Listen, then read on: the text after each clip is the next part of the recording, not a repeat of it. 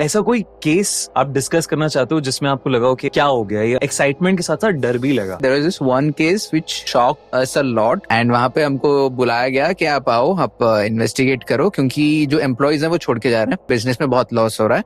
Then I was like, ठीक है fine, हम ये करते हैं. So Pooja just stands there in the middle of the factory and she just says कि I feel a lot of pain, and she's like, no, I need more information. So we split. Pooja went to the female locker room, I to the male locker room. मुझे कुछ नहीं मिला, लेकिन Pooja comes out very overwhelmed and very traumatized. It's like I sense a kid inside that female locker room. It's a boy and the boy was probably उसको locker के अंदर बंद कर दिया गया था and probably he got suffocated or something and he died that way. There's an entire family यहाँ पे. So माँ बाप and 2 बच्चे हैं उनके, but ये जो फैमिली कोई पहचान का कोई relative had an eye on the property. तो ये आते हैं खराब इंटेंशन से the relative and इनको हड़पना था, लेकिन ये लोग रोक रहे थे कैसे तैसे करके. Now they came with a plan के इनको जबरदस्ती लेना है. वो जबरदस्ती के एम में उनके पापा हैं, उनको फैक्ट्री के पीछे लेके कुछ वो लोग करते हैं and they come back for the mother. Mother was kind of during the हाथापाई उसको वो मशीन की तरफ जाके मशीन में she dies. That's when later the kids were taken care. उसके बाद फैक्ट्री ले लिया गया. तो we went to the factory के पीछे. पूजा is like this is where the family का डंप हुआ है. जो भी आप बोलते बॉडीज रिमेन जो भी है. मैनेजर बहुत बिलीव करता है, तो मैनेजर को बुलाया. मैनेजर लाइक हाँ there was used to be a family. उसके बाद से ओके फिर उनके पापा को आई, फिर अभी इनको आया है.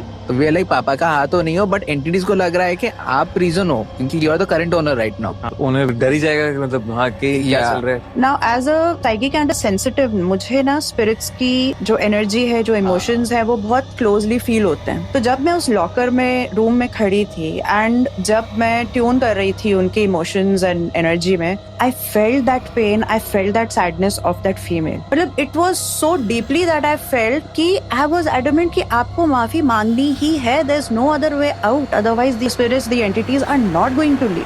सो हमने कम्युनिकेशन चालू किया. वी फिगर्ड आउट कि हाँ वो एंटिटीज अभी भी हैं, एंड इसको हमने फिर आगे करा कि बोल तू भाई अभी जो भी है. So he saying I am really sorry. Say how you are not responsible. So he saying I am not responsible. Now he could feel the pain. I am really sorry, but मेरी क्या गलती है इसमें. And वो बेचारा अपना business भी देख रहा है, और उसने बोल दिया फ्लो में कि अभी आपको ये फैक्ट्री से निकाला गया था, आप सेम काम मेरे वर्कर के साथ कर रहे हो, ये सही है क्या. But at one point he did everything. Sorry बोला, माफी मांगा, नमस्ते वगैरह करके ही लेफ्ट. एंड उसके बाद द मशीन डिडंट स्टार्ट. 1 महीने बाद उसका कॉल आया कि अभी कोई छोड़ा नहीं है, कोई कंप्लेन नहीं कर रहा है. Thanks to you now I also believe. तो बड़ा ही इंटरेस्टिंग केस है.